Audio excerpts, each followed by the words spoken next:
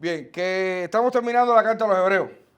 Estamos terminando nuestra carta a los hebreos, este recorrido, este peregrinaje que estamos dando por la carta a los hebreos. Una carta que nos ha enseñado muchísimas cosas, pero sobre todo la necesidad de nosotros poder poner nuestros ojos en Cristo a través de la fe.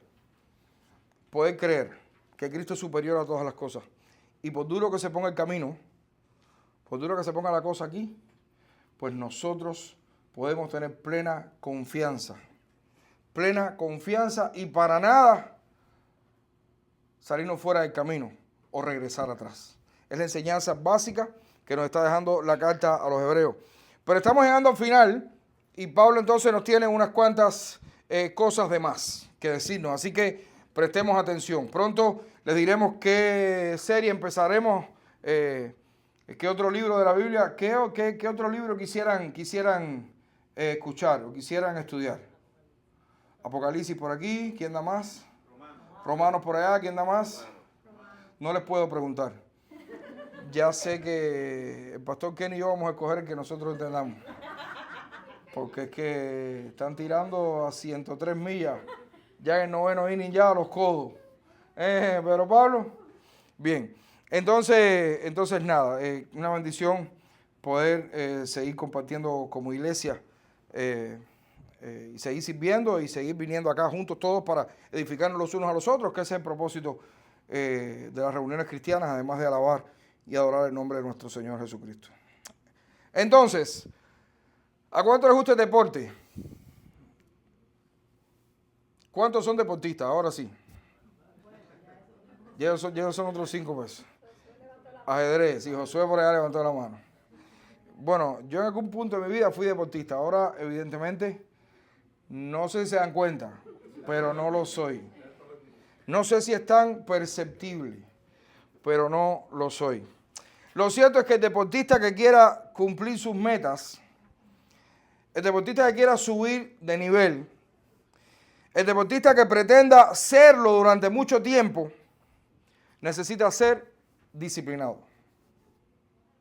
El deportista que quiera mantener su nivel, que quiera hacerlo durante mucho tiempo, necesita irremediablemente ser disciplinado. ¿Estás oyendo, Josué? Necesitas ser disciplinado. Y ser disciplinado, no me refiero en sí mismo a ser bueno. Porque yo recuerdo que cuando yo era un niño, aunque ustedes crean que no, y ustedes me vean ahora acelerado, yo siempre fui un niño bueno en la primaria. Tranquilo, ahí están mis viejos, le pueden preguntar. Niño bueno, tranquilo, callado, aseado. En resumen, lo que se decía ser un niño disciplinado. Y en efecto, también me disciplinaba. Yo creo que básicamente esa es la idea que quiero que tengan. No la idea de un niño bueno en la escuela, sino alguien que se discipline. Si alguien que sea disciplinado, que pueda disciplinarse. Ser disciplinado es soportar la disciplina, por ejemplo, en los entrenamientos y también soportar cada corrección que los entrenadores te hacen para que hagas bien las cosas. Eso en el deporte significa ser disciplinado. Soportar el entrenamiento, soportar también al coach gritándote y diciéndote está mal, repite. Eso también significa ser una persona disciplinada que se discipline. Si quiere competir, no hay otra forma de lograrlo que no sea a través del entrenamiento fuerte y la constante corrección. Si el deportista quiere competir, tiene que ser a través del entrenamiento fuerte, diario, y de la constante corrección. Por eso en las Grandes Ligas, yo le decía a Pedro Pablo, por eso en las Grandes Ligas está el sprint training, la pretemporada para corregir los vicios que se fueron adquiriendo mal de toda la temporada. El atleta que menosprecie esto, que menosprecie este tipo de disciplina, no ha entendido de qué va lo que hace y está perdiendo su tiempo. El atleta que no soporte la disciplina nunca va a llegar a cumplir con sus objetivos. Y esto está claro que es para cualquiera, no solamente para los atletas. El profesional de cualquier tipo que no se discipline, que no se entrene, que no estudie, que no lea y que no acepte corrección, tampoco va a llegar a ningún lugar. Pero en el deportista se ve más. El autor de la carta a los Hebreos, ahora, en el capítulo 12, los versículos del 4 al 13, nos pone casi en el lugar de los atletas, para que entendamos que necesitamos ser disciplinados para llegar a la meta. El autor de los Hebreos en esta parte nos está poniendo ahí. Y por eso creo que la idea fundamental de estos versículos, de este pasaje, es que nosotros tenemos que soportar sin menosprecio la disciplina que viene de parte del Señor. Soportemos sin menosprecio la disciplina que viene de parte del Señor. Vamos a leer Hebreos 12 del 4 al 13. Hebreos 12 del 4 al 13. Ustedes seguirán amablemente con la vista, yo estaré leyendo. Dice así la palabra de nuestro Señor. Considerad aquel que sufrió del 4 al 13, porque aún no habéis resistido hasta la sangre combatiendo contra el pecado, y habéis ya olvidado la exhortación que como a hijos se os dirige diciendo, hijo mío, no menosprecies la disciplina del Señor, ni desmayéis cuando eres reprendido por él, porque el Señor al que ama disciplina y azota a todo el que recibe por hijo. Y si soportáis la disciplina, Dios os trata como a hijos, porque ¿qué hijo es aquel a quien el Padre no disciplina? Pero si se os deja sin disciplina, de la cual todos han sido participantes, entonces sois bastardos y no hijos. Por otra parte, tuvimos nuestros padres terrenales que nos disciplinaban y los venerábamos. ¿Por qué no obedeceremos mucho mejor al Padre de los Espíritus y viviremos? Y aquellos ciertamente por pocos días nos disciplinaban como a ellos les parecía, pero para lo que nos es provechoso, para que participemos de su santidad. Es verdad, que ninguna disciplina al presente parece ser causa de gozo, sino de tristeza, pero después da fruto apacible de justicia a los que en ella han sido ejercitados. Por lo cual, levantad las manos caídas y las rodillas paralizadas y haced sendas derechas para vuestros pies, para que lo cojo no se salga del camino, sino que sea sanado. Vamos a orar. Padre, gracias por tu palabra, Señor. Gracias porque ella es lámpara a nuestros pies y es lumbrera a nuestro camino. Que nosotros no solamente la podamos entender, sino la podamos poner por obra. No solamente queremos ser oidores de tu palabra, sino también hacedores de ella. Ayúdanos, Señor, en este tiempo. En el nombre de Jesús. Amén. Soportemos, hermanos, sin menosprecio. Es lo que el autor de esta carta nos está llamando ahora a hacer. Soportemos sin menosprecio la disciplina que viene de parte del Señor. Es posible que a estas alturas, a pesar de todo lo que ya hemos estado hablando, a pesar de todo lo que esta iglesia estaba escuchando, todo lo que estaba pasando, es posible que a pesar de todo aún nos preguntemos, ¿por qué? ¿Por qué tengo que soportar todo esto también?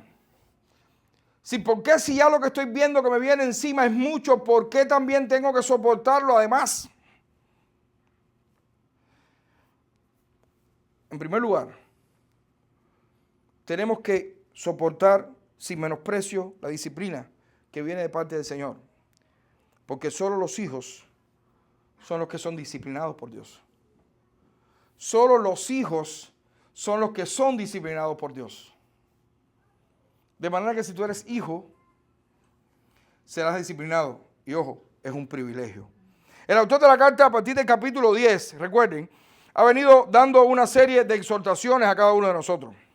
Que nos aferremos en la fe, que perseveremos porque los que se desvían recibirán un juicio severo, y que no perdamos la confianza, sino que debemos seguir creyendo hasta el final, porque solo los que perseveren hasta el final serán entonces los que recibirán la salvación que están esperando.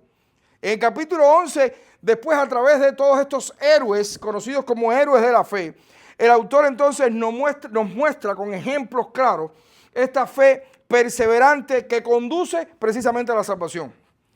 Estos que vemos en el capítulo 11, confiaron en las promesas de Dios, creyendo en medio de todos los sufrimientos que estaban pasando, porque aquellos también estaban sufriendo, pero creyeron en lo que se les había prometido.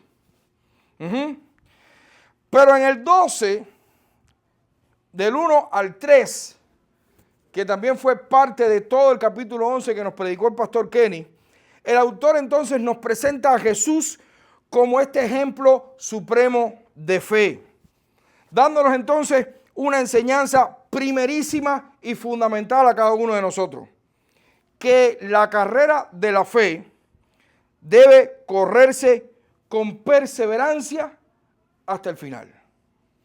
Y esta es una de las ideas fundamentales de toda la carta a los Hebreos. Esta carrera de la fe debe correrse con perseverancia hasta el final, y esto nos lo muestra nuestro Señor Jesucristo en el 12 del 1 al 3. Muy interesante lo que ocurre además en el versículo 1 del capítulo 12, que aún no es nuestro pasaje, es contexto y estamos recordando cosas. El autor nos presenta aquí una metáfora atlética. Una metáfora atlética cuando nos dice: despojémonos de todo peso y del pecado que nos asedia y corramos con paciencia la carrera que tenemos por delante. Saben, estas metáforas atléticas no son exclusivas de la carta a los Hebreos.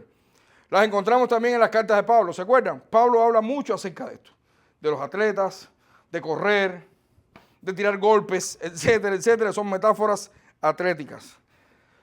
Recordemos que la carta fue escrita en los años del 60 al 70, para muchos el 63, 64, antes del incendio. Momentos en los que los Juegos Olímpicos griegos ya se estaban haciendo algo famosos en Roma. Aunque el Imperio Romano también tenía sus propios juegos, diferentes a los griegos, pero también tenían sus propios juegos, diferentes pero juegos al fin. Quizás muchos ahora nos estemos preguntando de qué va todo esto de metáforas atléticas y Juegos Olímpicos. Pues créanme que tiene mucho que ver en este pasaje. Porque nuestro texto comienza con otra de estas metáforas que tienen que ver con juegos deportivos.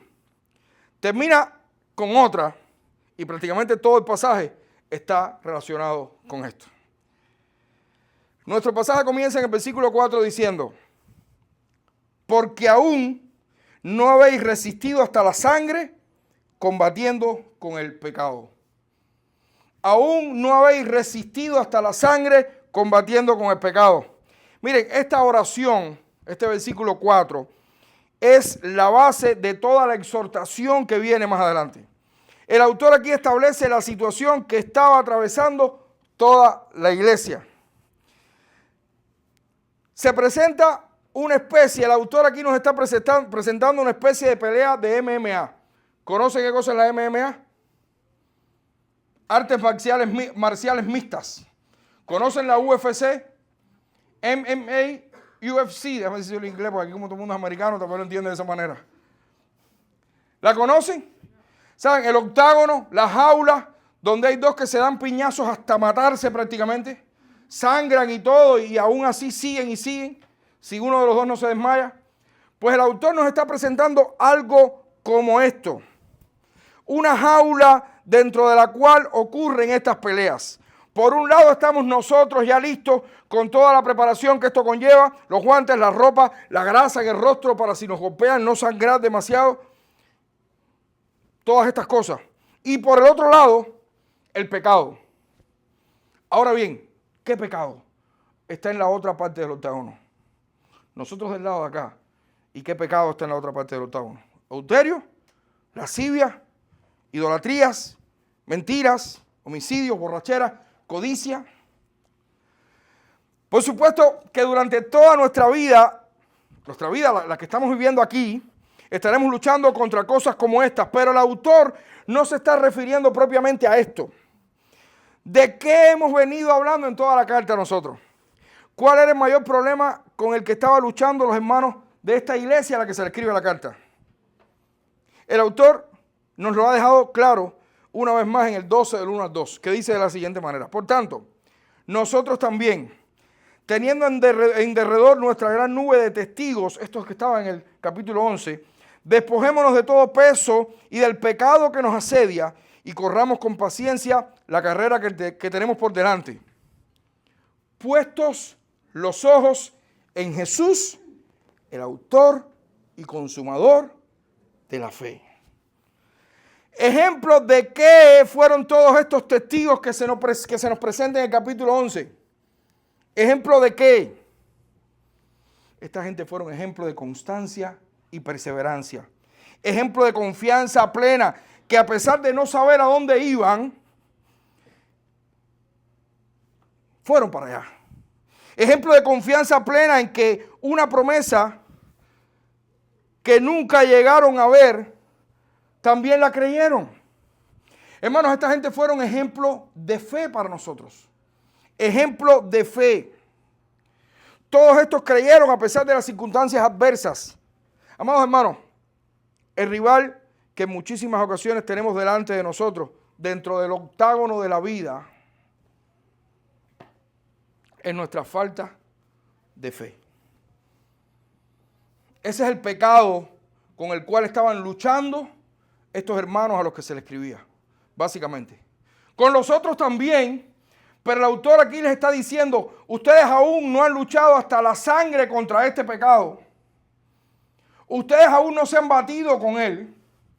Ustedes están dando la vuelta al asunto. Ustedes están corriendo dentro del octágono. Ustedes están huyéndole al asunto. No quieren entrar a la pelea. ¿Alguien vio la película de Rocky Balboa? Rocky. Si no la vean. Tengo la música ahora mismo aquí en la mente. No la canto pues no. ¿Qué fue lo que hizo Rocky? Aún sabiendo que podía perder. Aún sabiendo que podía noquearlo. ¿Qué fue lo que dijo? Yo he escuchado de él. Sé que es fuerte. Sé que es potente. Pero a mí me va a tener que matar allá adentro. Conmigo se va a tener que morir. De alguna manera el autor de la carta está diciendo, ustedes todavía no han hecho eso. Ustedes no han querido fajarse con el problema. Ustedes no han querido darle el frente a su pecado. Los hermanos de esta iglesia a la que se le escribe no habían combatido hasta la sangre en contra de su falta de fe. Estamos combatiendo nosotros hasta la sangre con nuestro pecado. Estás combatiendo tú hasta la sangre con tu pecado. Estamos nosotros combatiendo con fuerza hasta morirnos contra nuestro pecado. O sencillamente tú sabes que está ahí comiéndote, está afectándote y no pasa nada. Los hermanos de esta iglesia, ¿cuál fue la solución que encontraron? Salir del octágono. ¿Cierto o no? Y ese era el problema que tenían. Muchos estaban regresando atrás. A pesar de que Cristo era superior a todas las cosas, a pesar de que veían que nada como Cristo, que Cristo era superior a la ley, superior a Moisés, superior a todo, ellos estaban queriendo volver atrás. A pesar de que Cristo era el único sumo sacerdote que les había abierto la puerta al reino de los cielos, ellos estaban regresando atrás. Porque estaban viendo que había problemas cerca. Y lo más fácil, ¿qué cosa es? Huir. Lo complicado y lo difícil es quedarse dentro del octágono y fajarse con ese pecado que me está asediando, que es mi falta de fe. Hermano, aquí es donde toma sentido Hebreos 11.1. Aquí es donde toma sentido Hebreos 11.1. Es aquí donde realmente tiene sentido el hecho de que la fe es la certeza de lo que se espera, la convicción de lo que no se ve. Certeza y convicción. Certeza y convicción. Cuando hablamos de fe no hablamos de emociones. Cuando hablamos de fe no es emocionarme. Sí, Señor, yo te creo más que nunca. Llévame, úsame y después. No estamos hablando de eso. Cuando hablamos de fe no estamos hablando de felicidad. Cuando hablamos de fe no nos estamos refiriendo a fortaleza. No. Porque cualquier creyente puede estar en el piso. Cualquier creyente puede estar totalmente débil. Y aún así tener su fe por las nubes. Como una vez me dijeron a mí en algún lugar. No recuerdo qué pasó y yo no tenía ninguna confianza en que algo iba a suceder. Y me dijeron, ¿tú no tienes fe? Y yo, no, fíjate si tengo fe, que yo sé que puede pasar o no. Yo estoy totalmente convencido. Estoy destruido porque si no pasa, sé que me va a afectar muchísimo a mí y a mi familia. Pero yo estoy plenamente convencido que Dios va a hacer lo que entienda hacer. Fíjate si tengo fe. Y yo confío plenamente en que lo que el Señor hará, hará. A veces nos confundimos. Yo tengo fe en que va a pasar. Se murió por el piso. Esa no es la fe. Fe es certeza y confianza, convicción. Y lo más importante de todo esto es que no depende de nosotros. Esta fe, que es la que tenía que llevar a esta iglesia a confiar en que a pesar de todo, ellos iban a estar en el reino de los cielos un día. No depende ni de ellos, ni depende de nosotros. No depende de nuestras fuerzas, ni de nuestro estado de ánimo. Depende totalmente de aquel que es el autor y consumador de la fe, o lo que es lo mismo, el que inició la fe en nosotros y el que la sigue perfeccionando. ¿Quién es ese? Nuestro Señor Jesucristo, en quien necesitamos tener puesta nuestra mirada siempre. ¿Quieres tener fe? Pon tus ojos en Cristo. ¿Quieres que tu fe crezca? Pon tus ojos en Cristo. ¿Quieres combatir con tu pecado? Pon tus ojos en Cristo. No mires el pecado que te asedia. Pon tus ojos en Cristo. Mira la meta. Mira la meta. Mira el premio. No pasa nada si te golpeas fuerte, si ganas, lo que sea. Lo que tienes es que fajarte con Él, porque al final recibirás un premio. Y este premio no es metálico, no son millones de dólares, es la vida eterna con Dios. Pero si no pones tus ojos en Cristo, tu fe no va a crecer ni un tantito así. Al contrario, si miramos constantemente a Cristo, tú y yo podemos estar destruidos, en el piso, sangrando, y aún así decir: yo estaré un día contigo por toda la eternidad. Y saber esto me basta. Saber esto es suficiente. Podemos estar en el piso, derrotados, con temores, con miedos, con problemas, con situaciones, con enfermos, con lo que sea.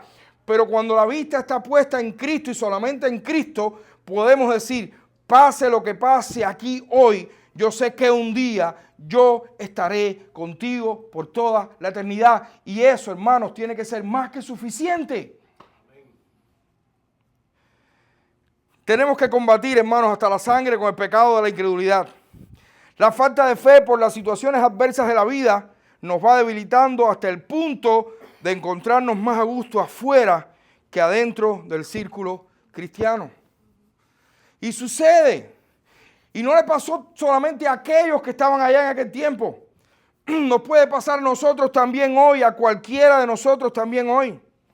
Pero pastor, ¿por qué el Señor permite que nosotros pasemos por este tipo de cosas? ¿Por qué el Señor a través de la historia ha permitido que los cristianos pasemos por tantos martirios? ¿Por qué? La razón está muy clara en el versículo 6. La razón está muy clara en el versículo 6. Porque el Señor al que ama, disciplina. El Señor al que ama, disciplina. Y aquí es donde viene un dilema de interpretación en esta parte de la carta. Dilema que no nos va a llevar a ninguna herejía, pero dilema al fin. Podemos hacer una pregunta. El Señor nos enseña a través de las dificultades propias de la vida para que crezcamos como creyentes, ¿o será que nos disciplina usando estas dificultades precisamente por nuestros pecados? ¿Entendieron? ¿Será que el Señor nos entrena, nos pone estas dificultades para que nosotros crezcamos? ¿O será que el Señor nos manda estas dificultades porque nosotros estamos pecando? Yo creo que es tanto la una como la otra y ambas a la vez. Es tanto la una como la otra y ambas a la vez. Vayamos al contexto de la carta. El autor va a usar de nuevo pasajes del Antiguo Testamento. En este caso estará citando directamente Proverbios 3, del 11 al 12, y Job 5, 17. Veamos por parte. Primero vamos a Proverbios 3. Proverbios 3 dice: No menosprecies, hijo mío, el castigo de Jehová, ni te fatigues de su corrección, porque Jehová al que ama castiga, como el padre al hijo a quien quiere. ¿Saben?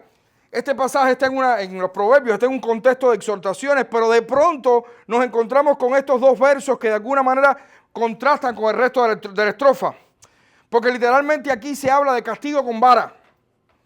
Aquí literalmente no es castigo, niño, no hagas eso, papá, mira, ten cuidado. No, aquí literalmente se habla de castigo con vara, de reprensión por una falta cometida. Sin embargo, cuando vamos a Job 5, que dice de la siguiente manera: he aquí, bienaventurado es el hombre a quien Dios castiga, por tanto, no menosprecias la corrección del Todopoderoso. Vemos aquí que aunque la palabra corrección en su idioma original también significa reprensión con vara o castigo por una falta cometida, aparece en uno de los discursos de los amigos de Job. Esta frase que usa el autor de los Hebreos es una de las frases que le dice a Job uno de sus amigos. Y nosotros sabemos, cuando leemos el libro de Job, al final, que Dios mismo dice: ninguno de lo que tus amigos dijo fue correcto. Ninguno habló lo recto. ¿Saben por qué? Porque lo que le estaba pasando a Job no era un castigo por la falta cometida. Lo que le estaba pasando a Job era un entrenamiento de parte de Dios. Para que al final de su vida Job pudiera decir, ¿cómo? De oídas te había oído, mas ahora mis ojos te ven. Qué tremendo esto. Por eso creo que el autor de la carta está mostrando estas dos caras de la disciplina. Por una parte, la que se da a través del discipulado o la enseñanza. Esa que nos manda a entrenar con fuerza, porque la pelea, déjenme decirles que no es amor. No es fácil la pelea. Esa que nos hace sudar en el gimnasio espiritual hasta casi desmayar. Esa que no podemos desestimar en la iglesia. Porque este trabajo de discipulado es el que mantiene espiritualmente saludable a toda la iglesia para enfrentar hasta el martirio si fuera necesario. La iglesia que no está constantemente en un discipulado y en una enseñanza fiel de la palabra de Dios va a desaparecer si un día llega la persecución. Sin dudas. La iglesia que no se esté discipulando, la iglesia que no se esté entrenando en la palabra de Dios, en la fiel palabra de Dios, el día que llegue la persecución, desapareció. Desaparece, hermano. Desaparece. Cada uno de nosotros, los miembros de la iglesia, debemos estar enrolados en algún tipo de discipulado, de red de discipulado. Ya sea poniéndome de acuerdo con un hermano para por teléfono orar y leer la Biblia, un pasaje de la Biblia, o quizás teniendo estudios más profundos de teología, lo que sea. Pero la iglesia necesita permanecer viva en un discipulado constante. Es súper importante. Es estar dispuesto y tener hermanos también que estén dispuestos para apoyarnos, para corregirnos, para advertirnos, para enseñarnos, para soportarnos. En la iglesia de Cristo no debería haber ni un hermano que esté fuera de esta hermosa red de enseñanza y discipulado. De manera que si tú hoy no estás enrolado con algún hermano, y no estoy hablando de tener un plan de discipulado, 5 pasos para seguir a Cristo, 4 pasos para vestirme como un buen cristiano, 7 pasos para portarme bien, 8 pasos para... No. Si lo tienes y lo compartes bien, me refiero a que constantemente estés con algún que otro hermano de la iglesia hablando de Cristo, hablando de la palabra de Dios, comunicándote, constantemente motivándose. ¿Qué estás leyendo? ¿Por dónde vas? Mira lo que encontré. Mira este texto, qué maravilloso. Mira mi interpretación, cómo fue. ¿Qué tú crees de esto? Mira cómo esto me ayudó. Te cuento que ayer me pasó esto en el trabajo y el Señor me puso en la mente el texto tal y lo puse en práctica y mira lo que sucedió. ¡Qué bendición! Eso también es discipulado. Independientemente que a los nuevos creyentes se les pueda dar un material importante para que comiencen su vida cristiana saludables. Pero qué bueno que estemos así y que anhelemos eso, que anhelemos estas cosas. Es fundamental, fundamental. La iglesia que no enseña adecuadamente a sus miembros está próxima a desaparecer si llega el más mínimo problema. Por otra parte, la otra cara de la disciplina es la que nos llega a través de la corrección. Esa que viene cuando de una forma impenitente, es decir, sin arrepentimiento, vivimos en algún pecado contra nuestro Dios. Y ninguno de nosotros va a querer recibir este tipo de disciplina. Pero si lo hacemos, no la menospreciemos tampoco. Si recibimos esta disciplina correctiva, si recibimos la vara de parte de Dios, no la menospreciemos tampoco, porque significa que somos hijos del Dios Altísimo. El versículo 7 lo deja muy claro. ¿Qué hijo es aquel a quien el padre no disciplina? Y esto también es una enseñanza para nosotros los padres, o los que pronto lo serán. Nuestros hijos necesitan disciplina. Nuestros hijos necesitan disciplina. Necesitan la enseñanza y el entrenamiento propio en nuestros valores, pero necesitan también la corrección cuando no se portan como deberían. Los padres cristianos necesitamos hoy más que nunca disciplinar a nuestros hijos. Si no lo hacemos nosotros, si tú no entrenas a tus hijos, si tú no corriges a tus hijos, el mundo se va a encargar de entrenarlos y corregirlos conforme a sus normas y valores. Si es que podemos llamarle normas y valores a lo que está allá afuera. ¿Y saben qué? Necesitamos usar tiempo para eso. Y créanme que hay una relación inversamente proporcional, entre la disciplina a través de la enseñanza y entrenamiento y la disciplina a través de la vara y la corrección. Mientras más tiempo le dediques a tus hijos a enseñarles tus valores, esos que emanan del Evangelio, menos tiempo tendrás que usar para corregirlos con la vara. Es así. Es así. ¿Quieres corregir a tus hijos con la vara? ¿Quieres pasarte el tiempo matando a los muchachos a chancletazos? No le enseñes nada. No le entrenes en tus valores. Deja que salga y haga lo que quiera. Cada vez que venga te va a avergonzar. Y vas a quererle a esa hora darle con la reglita en el pie. ¿Sí o no? ¿Seguro? Sin embargo, cuando uno lo entrena en nuestros valores, que son estos que emanan del Evangelio, pocas veces vamos a tener que enseñarlos a través de la corrección. Lo vamos a tener que hacer, porque los niños nuestros también nacen pecadores, pero muy pocas veces. No tengas miedo de llenar a tus hijos de los valores cristianos. No tengas miedo de llenar a tus hijos de los valores cristianos, aunque cada día sean menos populares aquí hoy. No tengas miedo de corregirlo pensando que se van a volver rebeldes. No. Ellos aprenderán a su tiempo que el padre que ama es el padre que disciplina, porque se disciplina y se corrige a quien se ama. Y los hijos sí van a aprender. Aún los adolescentes, no tengamos miedo de corregirlos como lleva. Puede ser que en un momento de sus vidas se vuelvan rebeldes, pero cuando crezcan se van a dar cuenta que todo lo hicimos por amor y regresarán felices y arrepentidos de todas las cosas.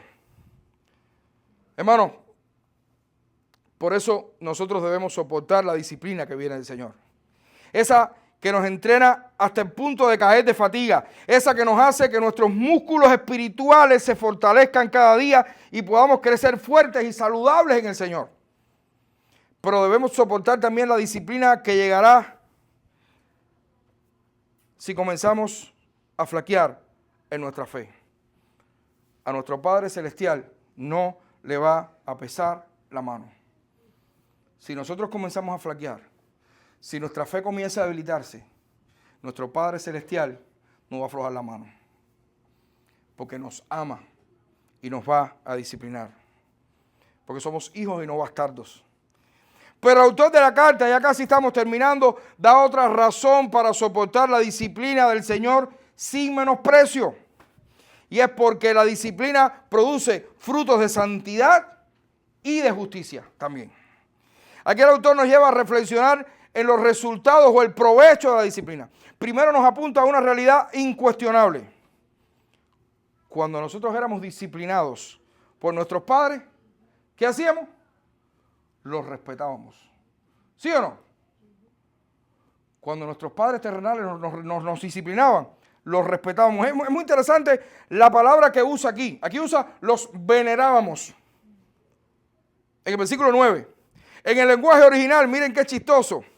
Denota respeto, pero es un vocablo formado por dos palabras que literalmente significa bajar la intensidad. Vaya, que lo que el autor está diciendo es cuando nuestros padres nos disciplinaban, de la manera que fuera, nosotros bajábamos las revoluciones. Literalmente, muchachos, ¡ay! ¿Es lo que pasa o no? ¿Pasaba o no pasaba? A nosotros.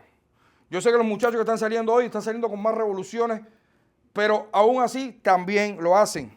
Y el autor está diciendo, cuando nuestros padres terrenales nos disciplinaban, nosotros bajábamos las revoluciones. Pensemos por un momento cómo se ponen nuestros hijos cuando se les pone mala la cosa. Pensemos, parecen gatos. Aquí tiene un gato en su casa. Que el gato viene y te empieza a pasar así los pies, ¿sabes? Empieza a darte vueltas. Los muchachos hacen lo mismo. Tú los coges y los suenas y el muchacho viene al ratico y viene y te empieza a hacerte la vuelta, a pasarte la cabeza por aquí. ¿Sabes? Como no sabe si pedir perdón, si pedir disculpas, si acercarse porque no quiere que lo hagas más, por lo que sea, pero lo hacen. El autor usa esta ilustración para decirnos, si ellos, nuestros padres terrenales, nos disciplinaban como a ellos les parecía, ¿cómo nosotros no vamos a soportar la disciplina que viene de parte de nuestro Padre Celestial, que lo hace con toda sabiduría? Hermanos, la disciplina del Señor no solo nos bajará las revoluciones propias de vivir todavía en este cuerpo carnal. La disciplina del Señor hace que nosotros participemos de su santidad. De manera que aquí vemos cómo es que Dios mismo va a hacer cumplir su petición cuando dijo, sean santos porque yo soy santo.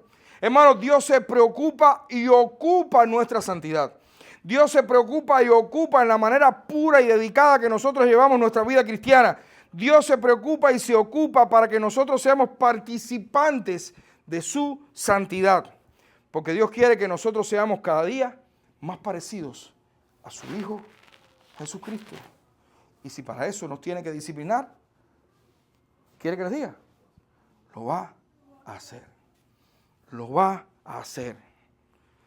Por eso puso como ejemplo en el 12:2 cuando dijo, sí, por eso puso al Señor Jesucristo como ejemplo en el 12:2 cuando dijo, puesto los ojos en Jesús, el autor y consumador de la fe, el cual por el gozo puesto delante de él, sufrió la cruz, menospreciando el oprobio y se sentó a la diestra del trono de Dios. Participar de la santidad de Dios es también seguir el ejemplo de Cristo, que a pesar de saber que el martirio le estaba esperando en la cruz, siguió adelante y la sufrió.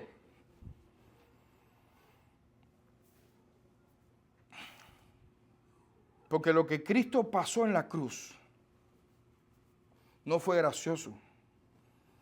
Lo que Cristo pasó en la cruz fue un martirio. Y a pesar de ese martirio, Él menospreció ese oprobio, menospreció todas esas cosas y siguió adelante hasta la muerte y muerte de cruz. Por eso es que nosotros hoy podemos estar tranquilos sabiendo que tenemos la eternidad garantizada. Porque quien murió en la cruz no fuiste tú ni fui yo. Quien murió en la cruz fue el Hijo de Dios, que desde que descendió del cielo tenía claro cuál era su objetivo y su meta. Y pasara lo que pasara, Él llegaría a la cruz, a morir, para cargar con nuestros pecados y darnos toda su santidad y toda su justicia a nosotros. Por eso, el que quiera salvarse de este mundo perverso, que no tiene valores, necesita arrepentirse de sus pecados y mirar a Cristo. Creer en ese Cristo que fue muerto en la cruz del Calvario, pero que no quedó muerto, sino que también resucitó y hoy está a la diestra de Dios intercediendo por cada uno de nosotros. Pero para nosotros el ejemplo es que Cristo no consideró todo lo que se venía encima, sino que fue hasta la meta. Y está puesto aquí como ejemplo para que nosotros entendamos esto. Seguir su santidad, participar de su santidad, implica también poner los ojos en Él, en fe, y a pesar de lo que sea, seguir adelante hasta la meta. El premio del supremo llamamiento de Dios que es en Cristo Jesús, Señor nuestro. Porque tenemos el reino de los cielos garantizado, porque Él es nuestro sumo sacerdote que está intercediendo por cada uno de nosotros ante el Padre Celestial. Hermanos, el principal pecado de los hermanos de esta iglesia a la que se le escribe era su falta de fe. Pero de este se derivan muchos otros que solo pueden ser combatidos también con la disciplina. Solo la disciplina nos hará participar de la santidad de Dios y solo la disciplina nos hará ofrecer frutos de justicia, frutos de ser hombres y mujeres justificados por la sangre de Cristo. Es un proceso doloroso. Nadie disfruta cuando está en medio de la disciplina. ¿Quién lo hace? Pero sin ella no vamos a crecer como hijos de Dios. Y recuerden la disciplina como esa que enseña, que entrena como un coach y también como esa que corrige cuando hacemos lo malo. ¿Qué enseñanza para una iglesia que todavía no había enfrentado con rigor hasta la sangre la disciplina del Señor? ¿Qué enseñanza para una iglesia que a pesar de eso se había debilitado en fe y estaba temerosa y débil? Por eso termina esta parte de la siguiente manera. Versículos 12 y 13. Por lo cual, y aquí viene la enseñanza, por lo cual, levantad las manos caídas y las rodillas paralizadas y haced sendas derechas para vuestros pies, para que lo cojo no se salga del camino, sino que sea sanado. De nuevo el autor nos trae citas del Antiguo Testamento, en este caso Isaías 35:3 y Proverbios 4:26. Aquí regresa con otra metáfora atlética que pareciera perfectamente la parte final de una carrera de maratón. El autor ahora nos ubica al final de una carrera de maratón. ¿Sabe una carrera de maratón cuánto es? 42 kilómetros y 195 metros. Imagina que estás en los últimos 195 metros, casi 200 metros después de haber corrido 42 kilómetros, después de haber perdido libras de peso, después de estar deshidratado, después de estar con calambres, después de estar que ya no puedes más, espiritualmente hablando. Y el autor nos está diciendo, levanta las manos caídas y las rodillas con calambre, paralizadas. Ve la senda derecha, camina recto a la meta. En otras palabras, el autor nos está diciendo, fortalezcanse y terminen la carrera en fe. Tomen ánimo y no se desvíen del camino a la meta. Enfóquense en el premio que les espera, que será entregado por Cristo. Pero más interesante aún, y que convierte esta carrera no en una individual, sino en una por equipos. Si alguno, y es lo que básicamente está queriendo decir aquí el autor, por el contexto bíblico, si alguno comienza a cojear y a desviarse por su debilidad, que el resto lo cure y que haga todo lo que tenga que hacer para que siga a la meta. Es lo que el autor nos está queriendo decir en estos dos versículos. No solamente que de forma individual miremos a la meta. No solamente que nos fortalezcamos en fe y nos olvidemos de los calambres que a veces tenemos espirituales por todos los problemas que tenemos por delante, el dolor en las manos que no podemos. No solamente que miremos a la meta, sino que si alguno de los que están a nuestro lado, tu hermano en Cristo, ese que está al lado tuyo ahora, míralo, no hay problema. Ese, pasa la mano por arriba, tócalo.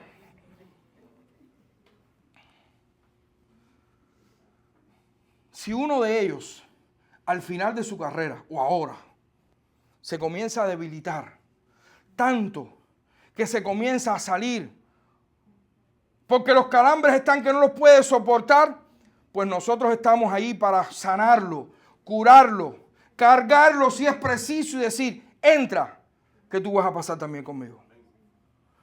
¿Conocen la historia de dos hermanos británicos, corredores de maratón? No recuerdo cómo se llama el apellido de ellos. Caramba, es que me acabo de acordar ahora mismo. No es una ilustración que tenía preparada, pero me vino a la mente. Dos hermanos, corredores de maratón. No recuerdo en qué olimpiada. Uno de los dos desfalleció, cayó. Y el hermano lo levantó, llegó con él hasta el final, y no solamente eso, sino que lo empujó para que pasara primero. Esa es la idea que nos está dando estos últimos dos versículos acá a nosotros. La carrera es fuerte, la pelea es dura, pero tenemos el mejor entrenador del mundo. Tenemos el mejor coach, el que mejor nos va a entrenar, el que mejor nos está entrenando, perdón, y el que mejor nos va a corregir. Sabias instrucciones del mejor de todos estos coaches. Concluimos. La vida del cristiano es fuerte, es dura. Nadie dijo que era fácil. Es una pelea constante contra el pecado. Es una carrera agotadora en la que nos vamos a cansar, nos vamos a debilitar. Pero tenemos a nuestro Señor Jesucristo, que nos ha estado enseñando desde que nos tomó de sus manos. Tenemos a nuestro Señor Jesucristo que nos va a estar corrigiendo cada vez que no entendamos bien qué es lo que tenemos que hacer, cada vez que hagamos lo malo, cada vez que nos desviemos, Él nos va a corregir. De manera, hermanos, que tenemos tú y yo que soportar esta disciplina. Y cuando digo soportar, es no despreciarla, es aceptarla. Es decir, venga, Señor, entréname, enséñame y corrígeme cuando me salga del camino. Amén. Vamos a orar. Padre, gracias. Gracias porque ¿a dónde vamos a ir? ¿A dónde iremos, Señor? Solamente en ti hay vida eterna. Por eso ayúdanos cuando nosotros estemos pensando que queremos salirnos del camino. Por eso ayúdanos a entender que tu disciplina, tanto tu enseñanza, tu entrenamiento fuerte, como tu corrección, es para nuestro beneficio. Es porque somos tus hijos y porque producirá santidad y frutos dignos de arrepentimiento en cada uno de nosotros. Queremos ser disciplinados, Señor. No es gustoso cuando nos disciplina, pero la necesitamos. La necesitamos porque somos débiles, Señor. Ayúdanos en esto. Ayúdanos a soportar tu disciplina. Ayúdanos a aceptar tu disciplina. Ayúdanos a entender tu disciplina. Ayúdanos a comprender lo que estás haciendo, Señor. Queremos crecer. Queremos crecer en fe. En el nombre de Jesucristo te lo estamos pidiendo. Amén.